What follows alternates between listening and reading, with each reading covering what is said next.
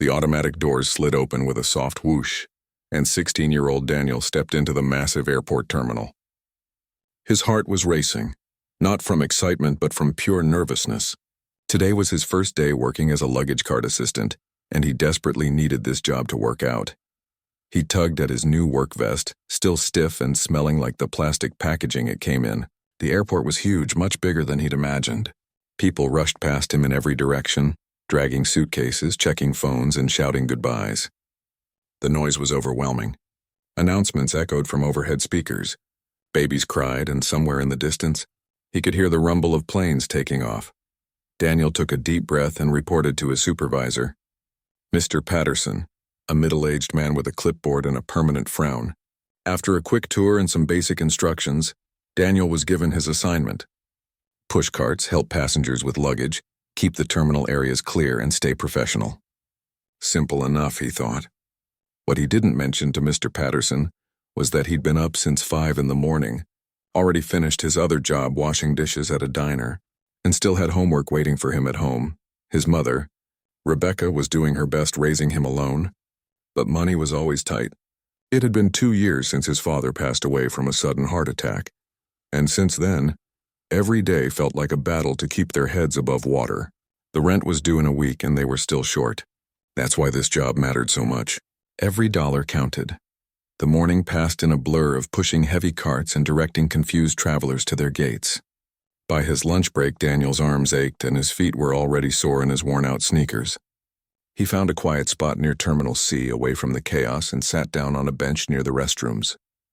He pulled out the sandwich his mom had packed for him that morning. 2 thin slices of bread with peanut butter. Nothing fancy, but it was food. He was halfway through his sandwich when he heard it. Crying. Not the usual fussy crying of a tired toddler, but the scared, desperate crying of children who were truly frightened. Daniel looked around and spotted them immediately. 2 little girls, maybe 7 or 8 years old, standing near the women's restroom entrance.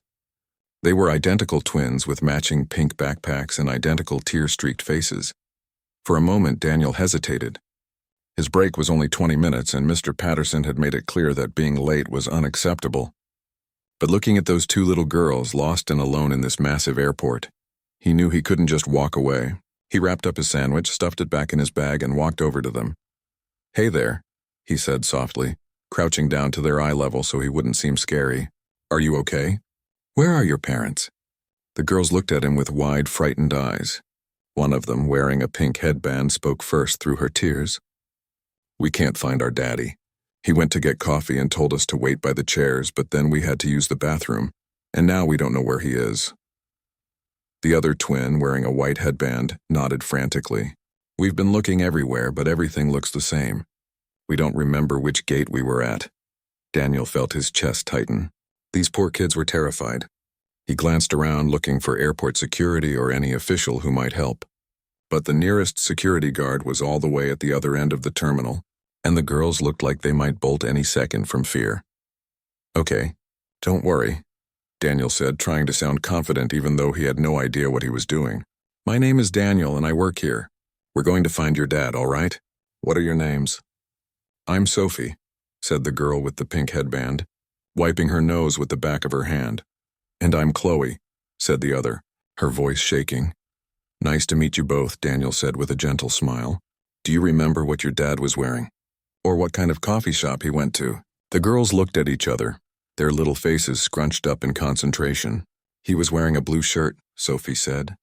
"And a hat. He always wears a hat when we travel. He has a gray backpack," Chloe added. "And he's really tall." That wasn't much to go on in an airport filled with thousands of people, but it was a start. Daniel knew he should probably just take the girls to security, or make an announcement over the PA system. But something about their fear made him want to help them personally. They were scared enough already without being handed off to strangers in uniform. He noticed their clothes, expensive-looking jackets and brand-new sneakers that probably cost more than his entire week's paycheck. Their backpacks had designer labels his mom would never be able to afford. These girls came from money, that was obvious, but right now they were just 2 scared kids who needed help. "Have you tried calling your dad?" Daniel asked, pulling out his own cracked phone. Chloe nodded miserably. We don't have a phone. Daddy has both phones because we're not allowed to use them during the trip. Grandma's rules. We were visiting our grandma in California, Sophie explained, her voice small. Now we're going home, but we lost our daddy. Daniel felt a pang in his chest. He knew what it was like to lose a father, though in a very different way. These girls still had their dad somewhere in this airport, probably as panicked as they were. All right, here's what we're going to do, Daniel said, standing up and extending both his hands. We're going to walk through the terminal together and find your dad. But you have to hold my hands and stay close, okay? Airports are big and I don't want to lose you too. The girls each grabbed one of his hands, their small fingers gripping tight. As they started walking, Daniel realized his break time was definitely over. He'd probably get in trouble for this, but he couldn't bring himself to care. Some things were more important than following every rule. They started their search near the coffee shops closest to Terminal C. Daniel kept the girls calm by asking them questions about their trip, about their grandma, about what they liked to do for fun. Slowly their tears stopped and they started to relax a little. Do you have any brothers or sisters? Chloe asked as they walked past gate after gate. Nope, just me and my mom, Daniel said. What about you two? Any other siblings? Just us, Sophie said. Mommy says we're double trouble. Daniel smiled at that. Despite their obvious wealth and his poverty, these were just normal kids. Scared, lost, and needing help. In that moment, nothing else mattered. Not his aching feet, not his job, not the homework waiting at home, not even the rent that was due. All that mattered was getting these two little girls back to their father safely. Little did Daniel know, this simple act of kindness was about to change his entire life in ways he could never have imagined. Daniel checked his phone quickly as they walked. He was already 15 minutes late from his break and his stomach twisted with worry. Mr. Patterson was going to be furious. But when he looked down at Sophie and Chloe, still holding his hands tightly, he knew he couldn't abandon them now. They had already passed 3 coffee shops, and there was no sign of the girl's father. The airport seemed endless, with gates stretching in every direction. People rushed past them, too caught up in their own travels to notice 2 little girls who'd been crying just minutes ago. Is your daddy's name on your backpacks? Daniel asked, hoping for any clue that might help. Sophie shook her head. No, but our last name is on our luggage tags. It says Richardson. Daniel made a mental note of that. Richardson. At least it was something. What does your daddy do for work? Maybe that'll help me recognize him. The twins looked at each other with identical expressions of uncertainty. He works with computers and energy stuff, Chloe said. He's always in meetings and on his laptop. He makes things that help the planet, Sophie added proudly. He says he's trying to make the world better for us. That description could fit 1,000 people in this airport, Daniel thought. But he kept smiling, not wanting the girls to sense his growing concern. They'd been searching for nearly 20 minutes now, and the terminal was enormous. Their father could be anywhere. Are you guys hungry? Daniel asked, noticing they kept looking at the food vendors they passed. Both girls nodded eagerly. We didn't get breakfast, Chloe admitted. Daddy said we'd eat on the plane, but now we missed our snacks. Daniel's wallet had exactly $18 in it, money he'd been saving for his bus fare home and maybe a dollar store notebook he needed for school. But looking at these hungry, scared little girls, the decision was easy. He led them to a pretzel stand and bought 2 soft pretzels and 2 small bottles of apple juice. The total came to $12. That left him $6, barely enough for the bus, but he'd figure something out. Maybe he could walk part of the way. The girls' faces lit up like it was Christmas morning. They sat on a nearby bench and Daniel watched them eat, their earlier fear temporarily forgotten. It amazed him how quickly kids could bounce back when they felt safe and cared for. You're really nice, Sophie said between bites. Not many grown-ups stop to help kids. I'm not really a grown-up, Daniel said with a laugh. I'm only 16. That's almost a grown-up, Chloe insisted. You have a job and everything. Daniel smiled at that. These girls had no idea that his job was hanging by a thread right now, or that the pretzels he'd just bought them meant he might have to skip lunch tomorrow. But that was okay. Some things were more important than money. His phone buzzed. It was a text from Mr. Patterson asking where he was. Daniel's heart sank, but he quickly typed back that he was helping 2 lost children find their parents and would explain everything soon. He hoped his supervisor would understand, though he doubted it. Okay, girls, Daniel said as they finished their pretzels. Let's think about this carefully. Your daddy went to get coffee. Do you remember if you walked a long way before you got to the bathroom? Or was it close? It was pretty close, Sophie said. We could still see the chairs where we were sitting. That was helpful. Daniel had been searching too far from where they started. They needed to go back toward Terminal C and search the immediate area more carefully. He stood up and extended his hands again. Come on, let's try a different area. As they walked back toward Terminal C, Daniel noticed an airline employee at one of the gates. He approached her carefully, not wanting to scare the twins by making this feel too official. Excuse me, he said. I'm trying to help these girls find their father. His name is Mr. Richardson. He's tall, wearing a blue shirt and a hat. Have you seen anyone matching that description looking for his daughters? The woman looked at the girls with concern, then shook her head. I haven't, but let me radio security. We can make an announcement. No. Both girls cried out at once, grabbing Daniel's arms. We don't want an announcement, Chloe said, her eyes filling with tears again. Everyone will stare at us. Daddy says we have to be careful in public, Sophie added quietly. Please, can we just keep looking? The airline employee looked at Daniel questioningly, but he nodded. Just a few more minutes, he promised. If we don't find him soon, then we'll get help, okay? The woman didn't look entirely convinced, but she agreed. As they walked away, Daniel wondered about what Sophie had said. Why did their father tell them to be careful in public? Were they in some kind of danger? Or maybe their family just valued privacy? They continued searching, checking every seating area near the coffee shops in Terminal C. Daniel asked several more airport staff members, security guards, and even passengers if they'd seen a tall man in a blue shirt, looking frantically for his daughters.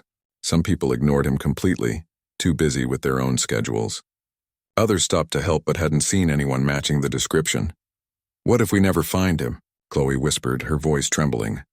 We will, Daniel said firmly, though his own confidence was starting to waver. Your daddy is looking for you just as hard as we're looking for him. We just have to keep trying.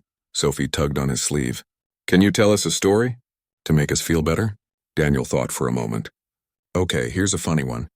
Last week I was pushing luggage carts outside, and this guy had stacked his suitcases so high that he couldn't see where he was going.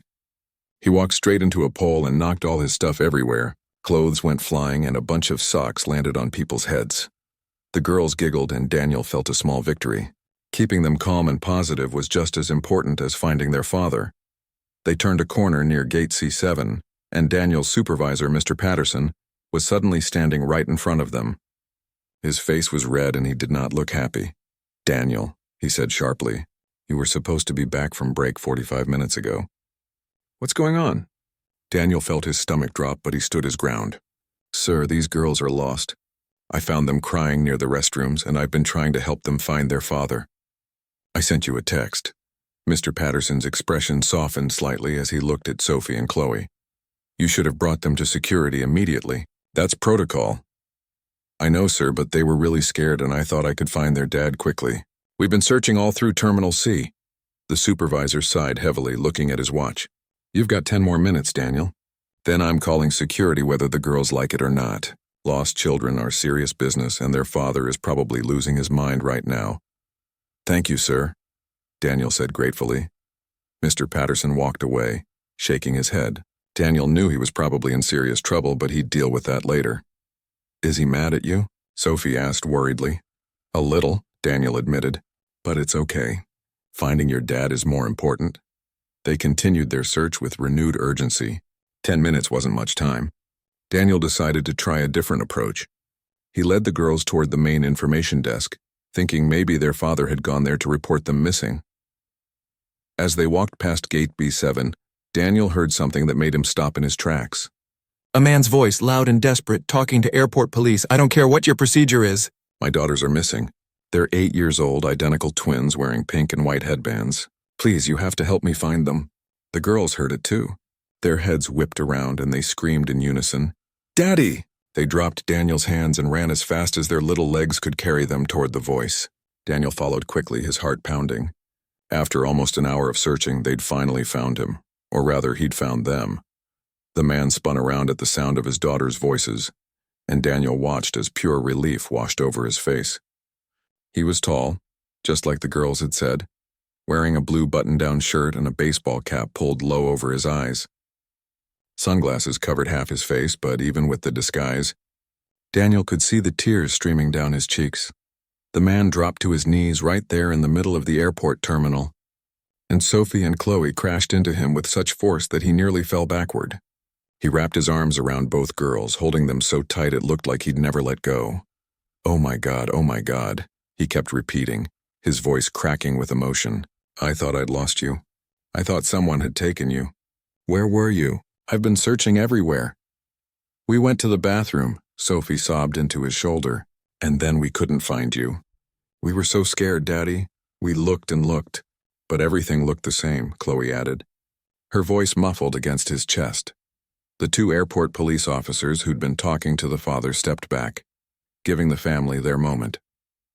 Other travelers stopped to watch, some smiling at the reunion, others snapping photos on their phones before moving on. Daniel stood a few feet away, feeling awkward and out of place. His job was done.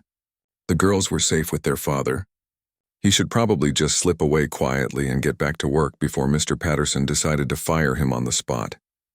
But before he could leave, the father looked up and noticed him. He gently pulled back from his daughters, wiping his eyes with the back of his hand. Who's this? He asked, looking at Daniel with curiosity. That's Daniel, Sophie said excitedly. He found us when we were crying and he helped us look for you. He bought us pretzels because we were hungry, Chloe added. And he told us funny stories so we wouldn't be scared.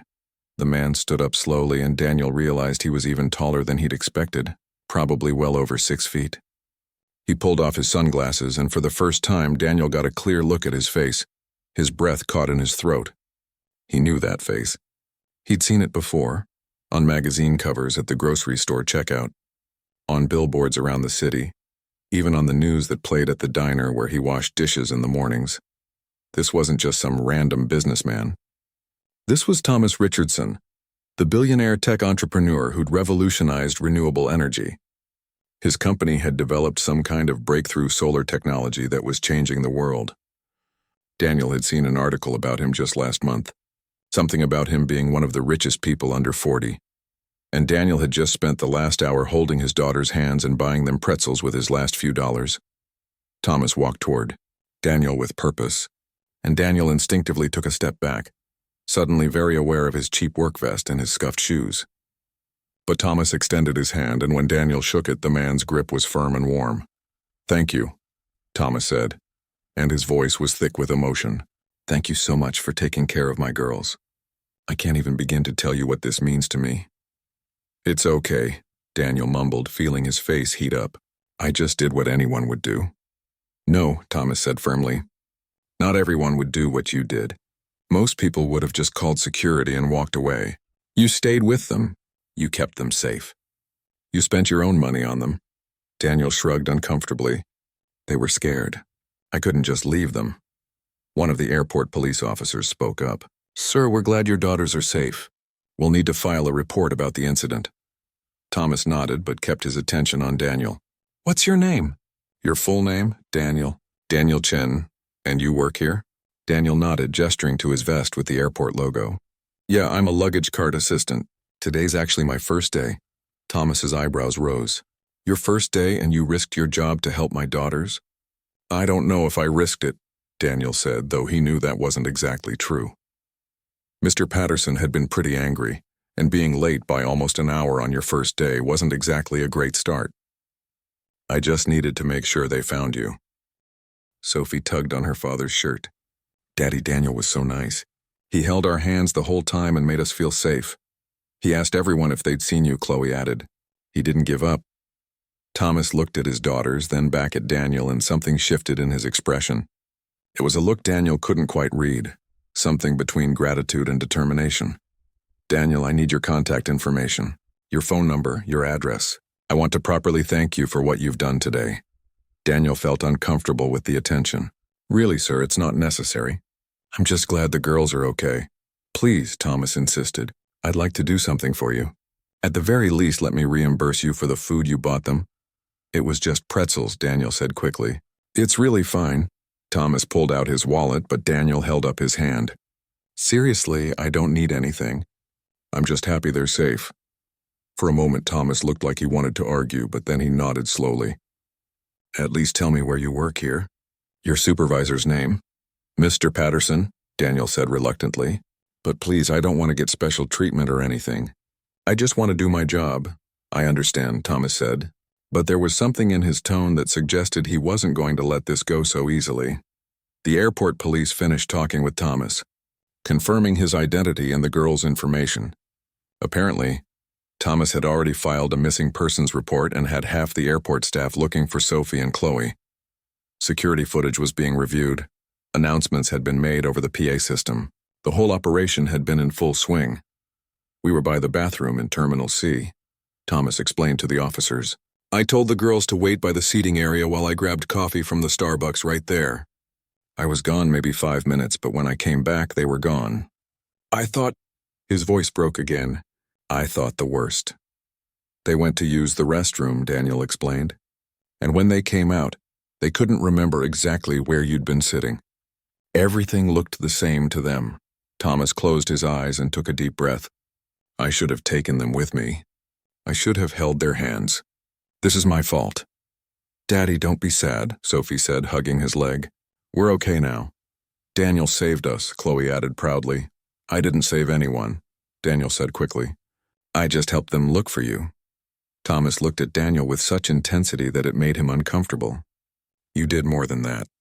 You showed kindness to 2 scared little girls when you didn't have to. You sacrificed your time, your money, and possibly your job. That's not nothing. That's everything. Daniel didn't know what to say to that. He checked his phone again and winced. He'd been gone for over an hour now. Mr. Patterson was definitely going to fire him, and his mom was going to be so disappointed. They needed this job. They needed the money. I should really get back to work, Daniel said, starting to back away. I'm glad everything worked out. Wait, Thomas said, reaching into his pocket. He pulled out a business card and pressed it into Daniel's hand. This has my personal number on it. Please call me. Let me do something to thank you properly. Daniel looked at the card, expensive heavy cardstock with embossed lettering. Thomas Richardson, CEO, Richardson Energy Solutions. There was a phone number and an email address at the bottom. I really don't need anything, Daniel said, but he pocketed the card anyway, not wanting to be rude. Thomas knelt down and hugged his daughters one more time, then stood and shook Daniel's hand again. Thank you, Daniel Chen. I won't forget what you did today. Daniel nodded awkwardly and turned to leave. As he walked away, he heard Sophie call out, Bye, Daniel. Thank you for the pretzels. He waved without turning around, his throat suddenly tight with emotion. He'd just met one of the richest men in the world, and all he could think about was whether he still had a job to go back to. When he found Mr. Patterson, he was ready for the worst. But what happened next would change everything. Daniel found Mr. Patterson in the employee break room talking on the phone. When his supervisor saw him, he held up one finger, signaling for Daniel to wait. Daniel's heart hammered in his chest. This was it. His first day on the job, and he was about to get fired. Mr. Patterson ended his call and turned to face Daniel. But instead of the anger Daniel expected, his supervisor's expression was strange, almost confused. Sit down, Daniel, Mr. Patterson said, gesturing to one of the plastic chairs. Daniel sat, his hands gripping his knees. Sir, I'm really sorry about being gone so long. Those little girls were just so scared, and I couldn't leave them alone. I know I should have brought them to security right away, but... Mr. Patterson held up his hand, stopping him mid-sentence. Daniel, I just got off the phone with airport management. Here it comes, Daniel thought. They're going to fire me through my supervisor so he doesn't have to do it himself. They got a call about an hour ago, Mr. Patterson continued, from Thomas Richardson. Do you know who that is? Daniel nodded slowly. Yes, sir. He's the father of those 2 girls I was helping. He's also one of the wealthiest men in the country, Mr. Patterson said, leaning back in his chair. And he called the airport director personally to tell them about what you did today. He said you showed exceptional character and compassion. He said you went above and beyond to help his daughters when they were lost and scared. Daniel blinked, not sure he'd heard correctly. He called the airport? Not just called. He insisted on speaking to the director himself. Told him that you're exactly the kind of employee this airport should value. Mr. Patterson shook his head in disbelief. I've worked here for 15 years and I've never seen anything like it. So, I'm not fired? Mr. Patterson actually laughed. Fired? Daniel, they want to promote you. They're moving you from luggage carts to customer service. It's a better position with better pay and better hours. You start on Monday. Daniel felt like the floor had dropped out from under him. I don't understand. I was late on my first day. I broke protocol. I should be in trouble. You helped 2 children when they needed it most, Mr. Patterson said, and his voice was softer now. You put their well-being above your job security. That takes guts, kid, and apparently it impressed someone very important. He stood up and extended his hand. Congratulations. You've earned it. Daniel shook his hand, still feeling like he was in a dream. As he left the break room, his mind was spinning. A promotion, better pay, better hours. This meant he could cut back on his dishwashing job. Maybe even have time to study properly. But the surprises weren't over yet. 2 days later, Daniel was at home working on his math homework when his mother called him from the living room. Her voice sounded strange, almost panicked. Daniel, come here now. He rushed out of his room, worried something was wrong. His mother was standing by the window, peeking through the curtains at the street below. Their apartment was on the 3rd floor of an old building in a neighborhood that had seen better days. Mom, what's wrong? There's a black SUV parked outside our building, she whispered as if the people in the car could hear her. It's been there for 5 minutes. Someone just got out. Daniel looked out the window and felt his stomach flip. The SUV was sleek and expensive, completely out of place in their neighborhood. And the man walking toward their building entrance was unmistakable, even without the baseball cap and sunglasses. Thomas Richardson. Oh no, Daniel breathed. You know who that is? His mother asked, her eyes wide. Before Daniel could answer, there was a knock at their apartment door. His mother looked at him with confusion and concern, but Daniel walked to the door and opened it. Thomas Richardson stood in their narrow hallway, looking completely out of place in his expensive suit. Behind him stood a woman in professional attire holding a tablet, probably his assistant. Daniel, Thomas said with a warm smile. I hope I'm not intruding. I wanted to talk to you and your mother if you have a few minutes. Daniel's mother appeared behind him, and Daniel could see her taking in Thomas's expensive clothes. His confident posture, the assistant with the tablet. She looked at Daniel with 1,000 questions in her eyes. Mr. Richardson, this is my mom, Rebecca Chen. Daniel said awkwardly. Mom, this is Thomas Richardson. He's the father of those 2 girls I helped at the airport. Recognition dawned on his mother's face. She'd seen Thomas on the news before, Daniel knew. Everyone had.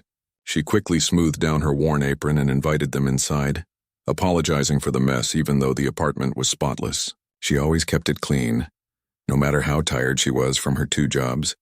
They all sat in the small living room, Thomas and his assistant on the old couch, Daniel and his mother in the mismatched chairs they'd bought at a yard sale.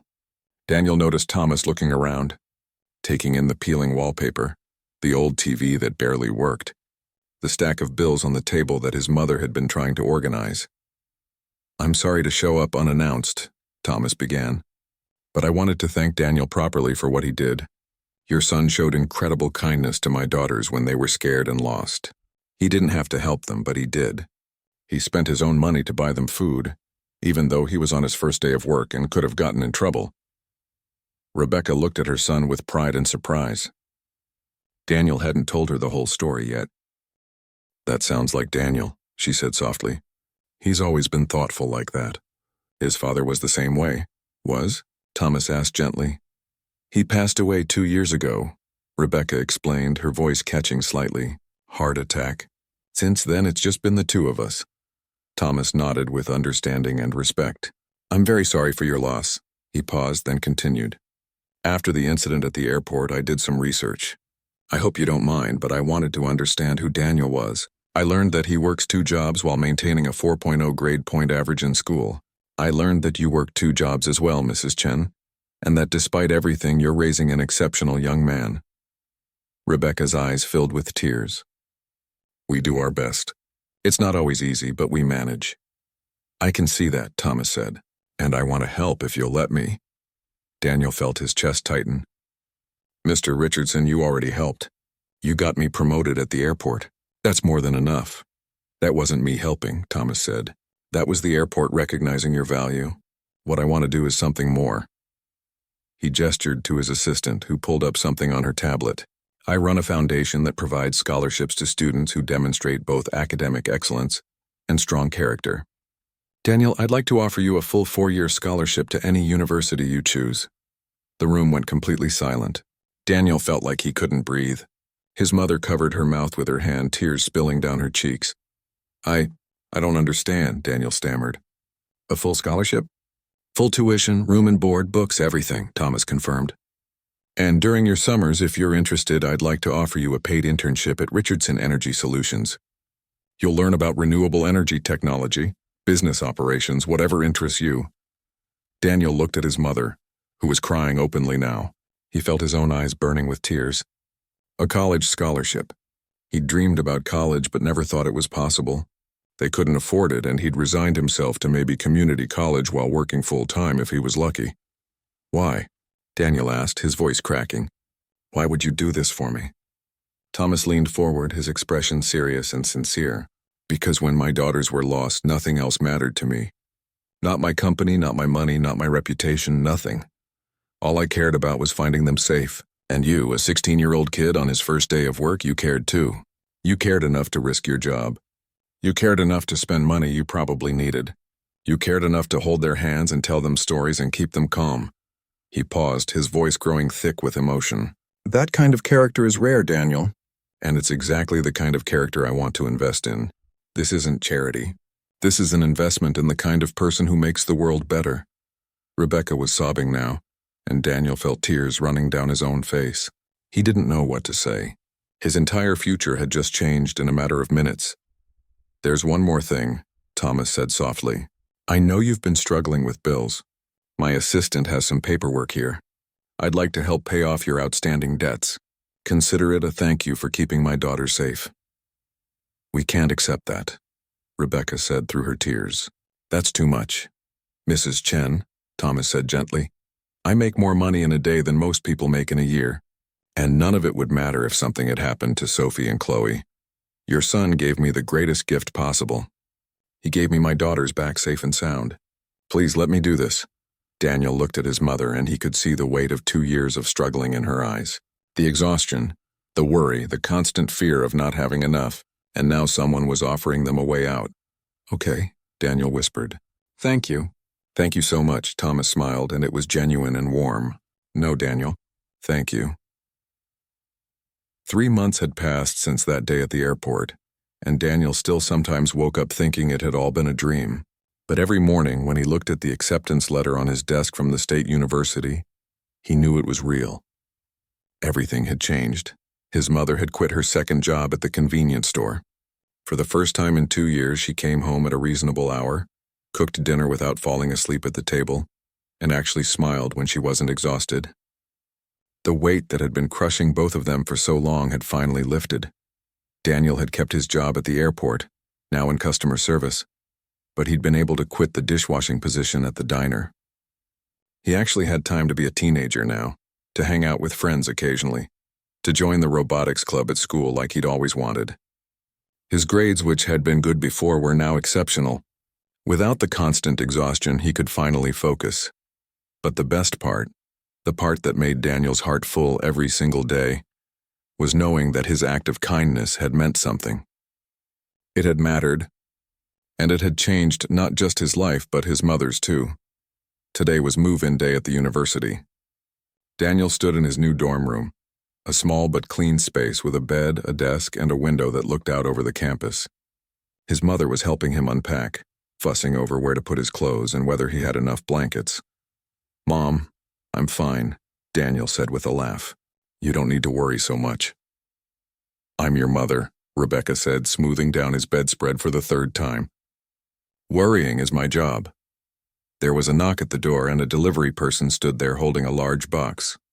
Package for Daniel Chen? Daniel signed for it, confused. He wasn't expecting anything. When he opened the box, his mother gasped. Inside was a brand new laptop, top of the line, way better than anything Daniel could have imagined owning. There was a note attached. Daniel, every student needs the right tools to succeed. Use this to build something amazing. Good luck with your first semester. Thomas, Sophie, and Chloe. Beneath the note were 3 drawings clearly made by the twins. One showed Daniel holding their hands at the airport, another showed him with a superhero cape, and the third was a simple picture of the 3 of them with the words, "Thank you," written in crayon. Daniel's throat tightened as he looked at the drawings. He'd spoken to Thomas a few times over the past months, mostly about the scholarship paperwork and internship details. But he hadn't seen the girls since that day at the airport. Knowing they still remembered him, that they'd taken the time to draw him pictures, meant more than the expensive laptop ever could. "Those girls really love you," his mother said softly, looking at the drawings over his shoulder. "I only spent an hour with them," Daniel said. "But I guess sometimes an hour is all it takes." His mother hugged him tight. "I'm so proud of you, sweetheart. Your father would be proud too." After his mother left, promising to call every day and making him promise to eat properly, Daniel sat alone in his room. He picked up his phone and scrolled through his contacts until he found Thomas Richardson's number. He'd only used it once before to thank him formally for the scholarship, but now he wanted to reach out again. "Daniel," Thomas answered on the second ring. "How's move-in day going?" "Really good," Daniel said. "Thank you for the laptop. And thank the girls for the drawings. They're amazing. They were so excited to make those for you," Thomas said with a chuckle. "They still talk about you all the time. You're their hero." "I'm not a hero," Daniel said automatically. "I just helped them find you." "Daniel, we've talked about this. You did something special that day, and I hope you're starting to accept that."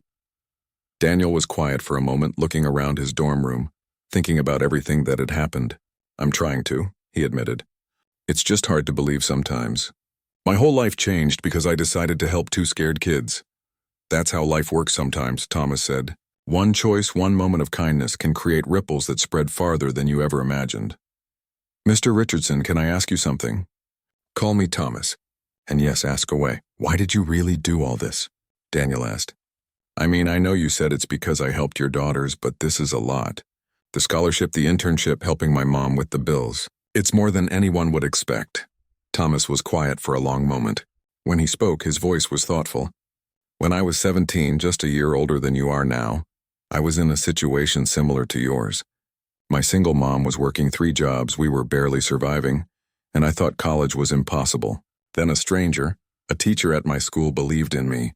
She helped me apply for scholarships, wrote recommendation letters, even let me use her computer to work on applications because we didn't have one at home." Daniel listened intently. "That teacher changed my life," Thomas continued. "She saw potential in me when I couldn't see it in myself, and when she passed away a few years ago, I promised myself I'd do the same for others. I'd look for people with good hearts and strong character, and I'd give them opportunities. You, Daniel, you're exactly the kind of person I want to help. Not just because you helped my daughters, but because of who you are. The fact that you spent your last few dollars on them, that you risked your job, that you stayed with them when you could have walked away, that tells me everything I need to know about your character." Daniel felt tears prickling his eyes again. "I don't know what to say. You don't have to say anything. Just promise me one thing." "Anything. Promise me that someday when you're in a position to help someone else, you will pass it forward. That's all I ask." "I promise," Daniel said without hesitation. After they hung up, Daniel pulled out the drawings from Sophie and Chloe and pinned them to the bulletin board above his desk. Then he took out a small frame he'd brought from home and placed it on his desk. It held a photo of his father, taken a few months before he died, smiling at the camera with his arm around Daniel's shoulders. "I wish you could see this, Dad," Daniel whispered to the photo. "I wish you could see how everything turned out." The next day, Daniel started his classes. Engineering 101, Calculus, Physics, English Composition, subjects he'd dreamed about studying, but never thought he'd get the chance to. He threw himself into his coursework with dedication and passion, determined to make the most of this opportunity. But he didn't just focus on academics. Daniel remembered his promise to Thomas. He started volunteering at a local youth center on weekends, helping kids with their homework, mentoring teenagers who came from backgrounds similar to his. He shared his story with them about the day at the airport, about how one act of kindness had changed everything. "The point isn't that something amazing will happen every time you help someone," he told a group of middle school students one Saturday afternoon. "The point is that helping people is the right thing to do, regardless of what you get out of it. I didn't help those little girls because I thought their dad was rich or famous. I helped them because they needed help and I was there." One of the students, a quiet boy named Kevin who reminded Daniel of himself, raised his hand. But what if you don't have anything to give? What if you're broke like my family? Daniel smiled. Kindness doesn't cost money, Kevin. Holding someone's hand, listening to them, making them feel less alone, that's free. Sometimes that's worth more than anything money can buy. 6 months into his first year, Daniel received another package. This time it was a photo album from Sophie and Chloe. Inside were pictures of the girls at various activities, soccer practice, birthday parties, school plays, and on the last page was a photo of all of them together. Daniel and Thomas and the twins, taken by Thomas's assistant during that visit to Daniel's apartment. Daniel was holding the scholarship paperwork, tears still visible on his face, and Sophie and Chloe were on either side of him, holding his hands just like they had that day at the airport. Under the photo, in Thomas's handwriting, was a simple message. Thank you for reminding me what matters most. Family, kindness, and the courage to help when it's needed. You're part of our story now, Daniel. Always. Daniel put the photo album next to his father's picture on his desk. Every morning when he woke up, he saw them both. His past and his future, connected by a single choice he'd made in an airport terminal on what was supposed to be just another ordinary day. Years later, when people would ask Daniel about his success, about how he went from struggling to get by to graduating top of his class and landing a position at Richardson Energy Solutions, he would always tell them the same story. I helped 2 lost little girls find their father, he'd say simply, and in return, he helped me find my future. But what Daniel understood now, what he'd learned from that experience, was something deeper. It wasn't just about the scholarship or the money or the opportunities. It was about the reminder that we're all connected, that our actions matter, that a moment of compassion can create ripples that spread farther than we can ever imagine. And every time Daniel saw someone who needed help, whether it was a lost child or a struggling student or a homeless person on the street, he remembered that day at the airport. He remembered 2 scared little girls who needed someone to hold their hands, and he reached out his own hand, ready to help, knowing that sometimes the smallest acts of kindness can change the world, not just for the person being helped, but for the person doing the helping too. That was the real gift Thomas had given him.